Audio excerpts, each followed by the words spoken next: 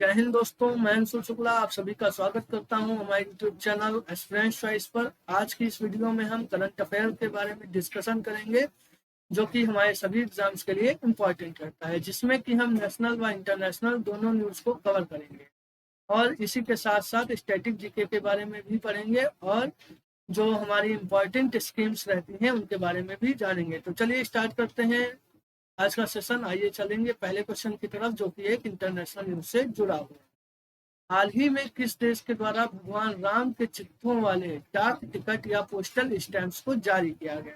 इसका right answer आपका हो जाएगा लाओस के द्वारा। यानी जो लाओस नाम का देश है, इसने अभी हाल ही में पोस्टल स्टैम्प्स जो कि जिन पर कि भगवान राम और भगवान बुद्ध, साथ ही साथ आप एक बात और नोट कीजिएगा कि यहाँ पर भगवान राम के साथ साथ भगवान बुद्ध के फोटोज वाले पोस्टल स्टैम्प्स को भी लॉन्च किया गया है। लाओस के अंदर अभी हाल ही में आसियान की बैठक चल रही थी, जिसमें कि हमारे देश के external affair minister S Jaishankar ji ने भाग लिया और यहीं पर जो कि पोस्टल स्टैम्प्स हैं उनको लॉन्च या उनको जारी किया गया। अगर आपसे पूछा जाता है कि भारत जो है या इंडिया जो है वो आसियान का मेंबर है, तो भारत या इंडिया जो है वो आसियान का मेंबर नहीं है। ये अगर आपसे पूछा जाता है साथ ही साथ कि लाओस की कैपिटल क्या हो जाएगी, तो लाओस की जो कैपिटल रहेगी वो वियंटियाने हो जाएगी। और अगर आपसे इसकी करेंसी पूछते हैं तो इसकी करेंसी कीप हो जाएगी। अगर हम लाओस की स्थिति पूछते हैं कि यह किस कॉन्टिनेंट में आता है या किस महाद्वीप का हिस्सा है, तो यह साउथ ईस्ट एशिया का कंट्री हो जाएगा। साउथ ईस्ट एशिया का देश हो जाएगा लाओस। और यह एक लैंड लॉक्ड कंट्री है, यानी यह चारों तरफ से कई देशों से घिरा हुआ है। इसकी कोई इस लाओस की जो कोई भी सीमा है वह किसी भी वाटर बॉडी से नहीं लगती है। यह लैंड लॉक्ड कंट्री हो जाएगा। इसकी हमने आपको वो करेंसी बता दी, कैपिटल बता दी। और इसी के साथ आप एक चीज और यहाँ पर जान लें कि यहाँ पर लाओस में जो है वह हाइड्रो इलेक्ट्रिसिटी पावर को काफी ज्यादा बनाया जाता है, इसलिए इसको हम battery of south east Asia के नाम से भी जानते हैं। Battery of south east Asia, इस नाम से भी इसको जाना जाता है। आइए चलेंगे अगले क्वेश्चन की तरफ। अभी हाल ही में हेनले पासपोर्ट इंडेक्स जारी किया गया है, उसमें भारत की या इंडिया की रैंक क्या हो जाएगी? तो हेनले पासपोर्ट इंडेक्स जो है वह हेनले पार्टनर्स के द्वारा जारी किया जाता है, जिसका मुख्यालय लंदन के अंदर है।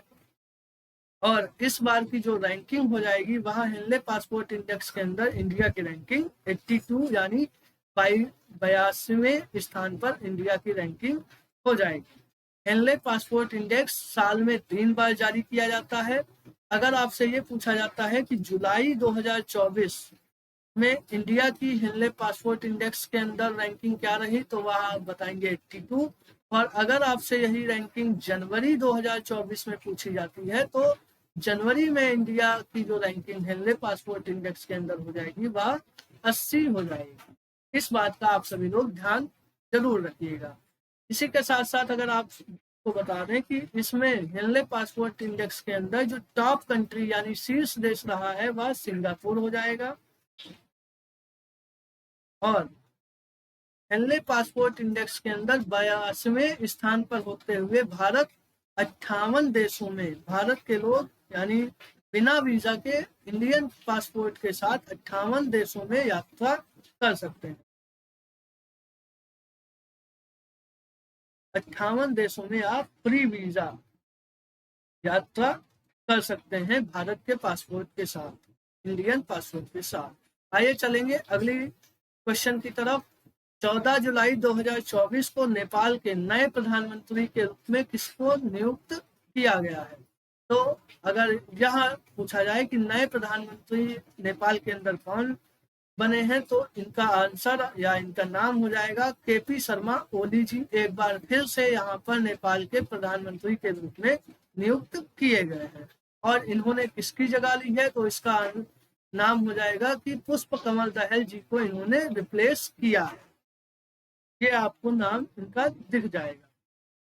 इसी के साथ साथ हम बता देते हैं कि जो निकोलस आपको नाम दिखाई दे रहा है, ये वियतनाम के अंदर अभी हाल ही में नए प्रेसिडेंट नियुक्त किए गए।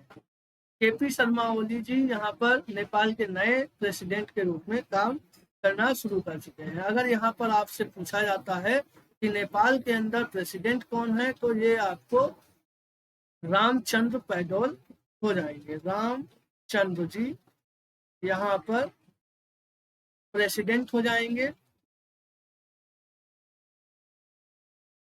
अगर आप देखते हैं कि नेपाल जो है वह इसका बॉर्डर इंडिया और चाइना दोनों ही देशों से लगता है। इसी के साथ साथ इसका बॉर्डर भूटान से भी लगता है।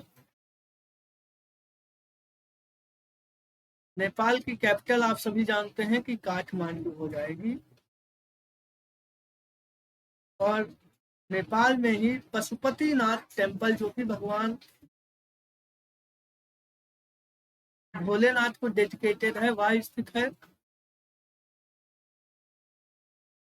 नेपाल में इंडिया के द्वारा अरुण रिवर प्रोजेक्ट को भी चलाया जा रहा है, जो कि एक हाइड्रो इलेक्ट्रिसिटी पावर प्रोजेक्ट है। अरुण रिवर प्रोजेक्ट जो कि इंडिया के द्वारा डेवलप किया जा रहा है। नेपाल के अंदर ही आप देखेंगे तो यहाँ से कोसी रिवर आती है, काली रिवर आती है।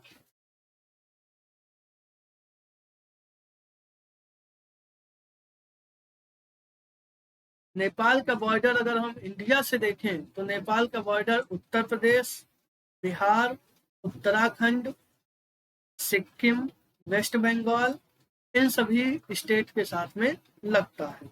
आइए चलेंगे अगले क्वेश्चन की तरफ। सबसे पुराना फुटबॉल टूर्नामेंट कौन सा हो जाएगा? अगर आपसे पूछा जाता है कि ओल्डेस्ट फुटबॉल टूर्नामेंट कौन सा खेला जाता है, तो इसका राइट आंसर आपका हो जाएगा डूरंट कप। इस बार का जो डूरंट कप है वह 133वें नंबर का डूरंट कप वेस्ट बंगाल के अंदर होस्ट किया जाएगा इंडिया में। इसका आयोजन इस बार 2024 में वेस्ट बंगाल के द्वारा यानी पश्चिम बंगाल के द्वारा किया जाएगा। डूरंट कप 133वें, इसको सबसे पुराना फुटबॉल टूर्नामेंट कहा जाता है और इसको सबसे ज्यादा बार मोहन बागान क्लब के द्वारा जीता गया है। मोहन बागान फुटबॉल क्लब जो है उसने इस टूर्नामेंट को सबसे अधिक बार जीता हुआ है। अभी आपसे पूछा जाता है कि फीफा वर्ल्ड कप जो है उसको 2022 में कतर के द्वारा होस्ट किया गया था और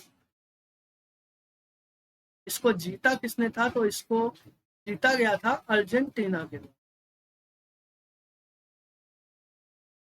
आइए अगले क्वेश्चन की तरफ चलेंगे।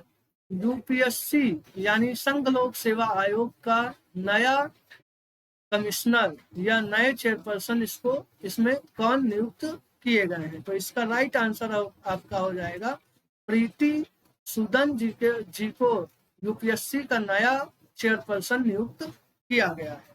यूपीएससी आप सभी लोग जानते होंगे, इसके द्वारा जो सिविल सर्विसेज की सेवाएं हैं उनके एग्जाम्स को कंडक्ट किया जाता है। यूपीएससी आपको पार्ट नंबर यूपीएससी एक कॉन्स्टिट्यूशनल या संवैधानिक इकाई है। यह पार्ट नंबर या भाग 14 के आर्टिकल 315 से लेकर 323 के बीच वर्णित है। अगर आपसे ये पूछा जाए यूपीएससी के आर्टिकल्स क्या हैं, तो यूपीएससी जो आर्टिकल्स यूपीएससी के लिए दिए गए हैं वो 315 से लेकर के 323 के बीच में यूपीएससी के आर्टिकल्स आते हैं। अगर आपसे ये पूछा जाए कि प्रीति सूदन जी या किसकी जगह पर इनको नियुक्त किया गया है, तो इनको मनोज सैनी जी की जगह पर नियुक्त किया गया है, क्योंकि इन्होंने अभी हाल ही में अपना इस्तीफा दिया था। इसी के साथ आपको एक नाम दिखाई दे रहा होगा, मनोज मित्तल जी। तो इनको अभी हाल ही में सिडबी के अंदर नियुक्त किया गया है, या सिडबी का चेयरपर्सन इनको नियुक्त किया गया है, जिसका हेडक्वार्टर लखनऊ के अंदर स्थित है। और अगर आपसे ये पूछा जाता है कि यूपीएससी का हेडक्वार्टर कहाँ पर है, तो यूपीएससी का जो हेडक्वार्टर हो जाएगा वह दिल्ली के अंदर स्थित है।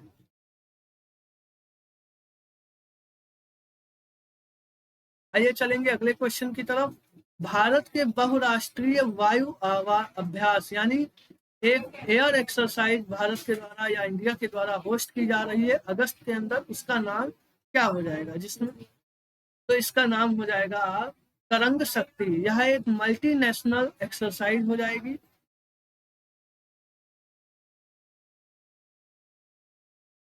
मल्टीनेशनल एक्सरसाइज यानी इसमें कई सारे देश मिलकर के भाग लेंगे। यह एक एयर एक्सरसाइज है या वायुसेना की एक्सरसाइज है, जिसमें कि कई देशों के द्वारा इसको होस्ट किया, कई देश इसमें मिलकर के भाग लेंगे। और इसका होस्ट इसको कौन करेगा? तो इसको होस्ट किया जाएगा भारत के द्वारा। इसी के साथ अगर आपसे पूछते हैं कि जो मालाबार एक्सरसाइज है यह किन देशों के बीच में होती है, तो मालाबार एक्सरसाइज कई देशों के बीच भारत की होती है। यूएसए हो जाएगा, ऑस्ट्रेलिया हो जाएगा और जापान हो जाएगा। इन सभी देशों के साथ मिलकर के मालाबार एक्सरसाइज का आयोजन इंडिया के द्वारा किया जाता है। गरुड़ शक्ति एक्सरसाइज अगर आपसे पूछी जाए, गरुड़ शक्ति और डेजर्ट नाइट ये दोनों एक्सरसाइज भारत फ्रांस के साथ मिलकर के होस्ट करता है। यानी अगर आपसे ये दोनों एक्सरसाइज पूछी जाती हैं तो ये दोनों एक्सरसाइज इंडिया और फ्रांस की एक्सरसाइज हो जाएंगी। इसी के साथ अगर कुछ एक्सरसाइज और हम देख लेते हैं, जैसे कि संप्रीति एक्सरसाइज हो जाएगी। संप्रीति एक्सरसाइज इंडिया और बांग्लादेश की एक्सरसाइज होती है। और स्लाइनेक्स एक्सरसाइज अगर आपसे पूछी जाती है तो स्लाइनेक्स एक्सरसाइज इंडिया और श्रीलंका की एक्सरसाइज हो जाएगी। और इसी के साथ साथ और एक्सरसाइज अगर हम देखते हैं तो आपकी होती है इंदिरा एक्सरसाइज। इंदिरा एक्सरसाइज जो है वह इंडिया और रूस की एक्सरसाइज हो जाएगी।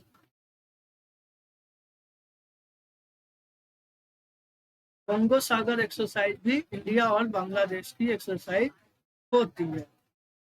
फिर आते हैं हम अगले क्वेश्चन की तरफ। भारत में एक ही ओलंपिक में एक से अधिक मेडल्स जीतने वाली भारत का कौन सा खिलाड़ी बना है? तो इसका राइट आंसर हो जाएगा मनु भाकर। ये एक शूटिंग प्लेयर हैं। अभी हाल ही में आपने देखा होगा कि 33rd नंबर के ओलंपिक्स जो हैं वो पेरिस के अंदर आयोजित किए जा रहे हैं।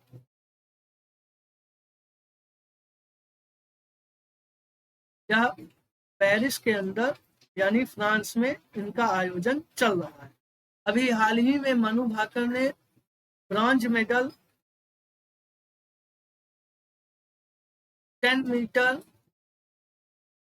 पिस्टल के अंदर एकल या सिंगल की कैटेगरी में भी जीता था। और अभी हाल ही में इन्होंने मनु भाकर ने ही सरबजोत के साथ मिलकर के डबल्स के अंदर ब्रॉन्ज मेडल को ही जीता है। तो ये एक ऐसी पहली खिलाड़ी बन चुकी हैं स्वतंत्र भारत या इंडिपेंडेंस इंडिया के अंदर जिन्होंने एक ही ओलंपिक के अंदर 2 बार मेडल्स को जीता हुआ है। इसी के साथ साथ आपने और नाम देखा है अभिनव बिंद्रा। तो ये पेरिस ओलंपिक के अंदर टॉर्च बियरर के रूप में इनको देखा गया है और इनको ओलंपिक ऑर्डर अवार्ड के से भी सम्मानित किया जाएगा। OLY ओलंपिक ऑर्डर अवार्ड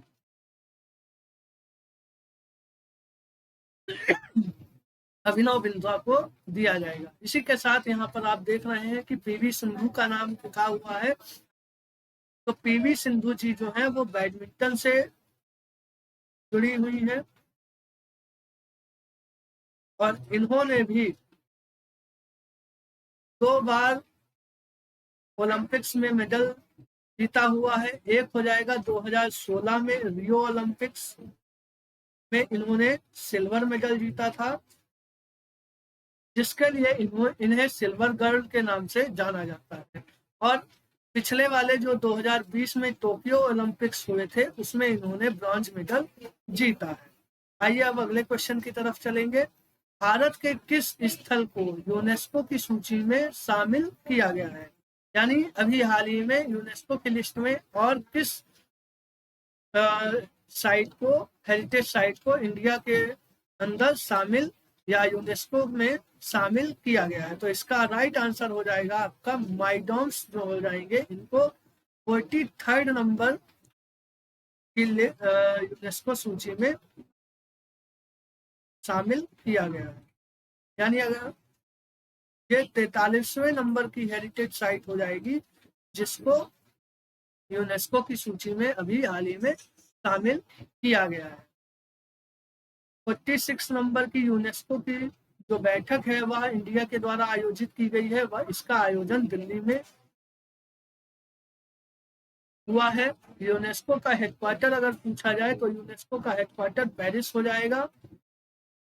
इसको बनाया लंदन के अंदर गया था, लेकिन इसका हेडक्वार्टर अगर आपसे पूछा जाए तो पेरिस होगा। 46वें नंबर की बैठक दिल्ली के अंदर चल रही थी, जिसमें कि 43वें नंबर की हेरिटेज साइट इंडिया की तरफ से मॉइडम्स को शामिल किया गया है, यह आप देख सकते हैं। और ये जो स्ट्रक्चर है या ये जो साइट है इसको अहोम डायनेस्टी के द्वारा डेवलप किया गया था, जो कि असम के अंदर है। और ये आपसे अगर पूछा जाए कि ये किस तरह की साइट है, तो ये एक जैसे कि पिरामिड्स आप लोगों ने देखे होंगे इजिप्ट के अंदर या मिस्र के जो पिरामिड्स हैं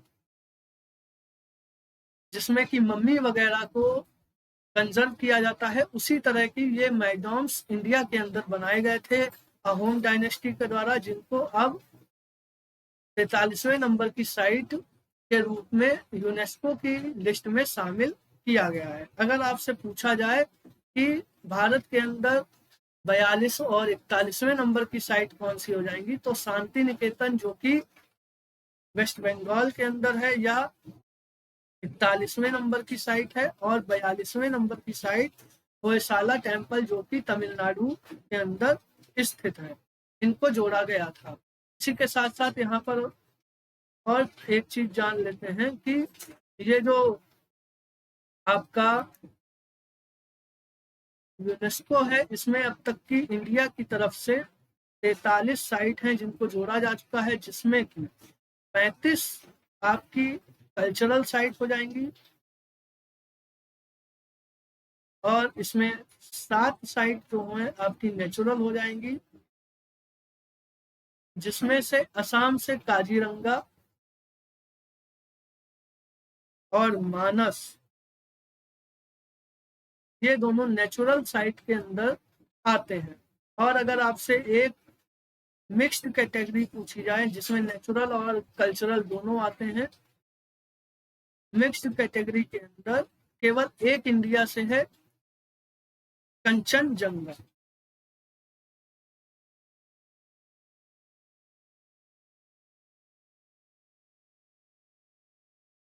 ये आपको मिक्स्ड कैटेगरी के अंदर मिल जाएगी। यानी अगर आपसे पूछा जाए टोटल कितनी है, तो टोटल आप हो जाएंगी 43, जिसमें 35 कल्चरल साइट हो जाएंगी और 7 नेचुरल साइट हो जाएंगी, और मिक्स्ड कैटेगरी के अंदर कंचनजंगा जो कि सिक्किम से है, सिक्किम से इसको ऐड किया गया था। इसी के साथ अगर आपसे पूछा जाए इंटेंजिबल लिस्ट जो है यूनेस्को की, उसमें कितनी साइट है, तो इंटेंजिबल के अंदर अगर आप देखते हैं तो 15 साइट हो जाएंगी, जिसमें 15वें नंबर की साइट गरबा को इसको जोड़ा गया। फिर आएंगे, आगे चलेंगे हम अगले क्वेश्चन की तरफ। तो अगला क्वेश्चन हो जाएगा घर घर सोलर इनिशिएटिव, ये किसके द्वारा और कहां पर लॉन्च किया गया है? तो घर घर सोलर इनिशिएटिव जो हो जाएगा वह वाराणसी के अंदर लॉन्च किया गया है, यूपी में। और इस प्रोजेक्ट को टाटा पावर के द्वारा इसको लॉन्च किया गया। अगर आपसे ये पूछा जाता है कि सोलर सिटी कौन सी हो जाएगी देश के अंदर, फर्स्ट सोलर सिटी तो सांची हो जाएगी जो कि एमपी के अंदर है। और अगर दूसरे नंबर की सोलर सिटी पूछी जाती है तो अयोध्या हो जाएगी। और अगर सोलर विलेज पूछा जाए, solar village Modhera solar village हो जाएगा जो कि गुजरात के अंदर,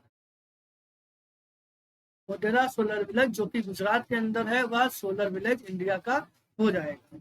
इसी के साथ साथ अगर हम देखते हैं तो यूपी, आप सभी को पता है इसकी कैपिटल लखनऊ हो जाएगी और यह गोमती नगर नदी के किनारे पर स्थित है। और अगर आपसे ये पूछा जाए वाराणसी कौन सी नदी के किनारे पर स्थित है तो वाराणसी गंगा नदी के किनारे पर स्थित है और यह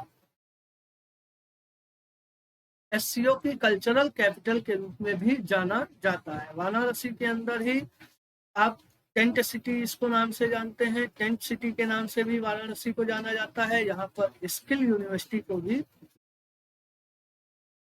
बनाया जा रहा है। तो चलिए यह था हमारा आज का सेशन। आई होप आप सभी को अच्छा लगा होगा। आप हमारे यूट्यूब चैनल को ज़्यादा से ज़्यादा सब्सक्राइब कीजिए और शेयर कीजिए। Thank you. जय हिंद।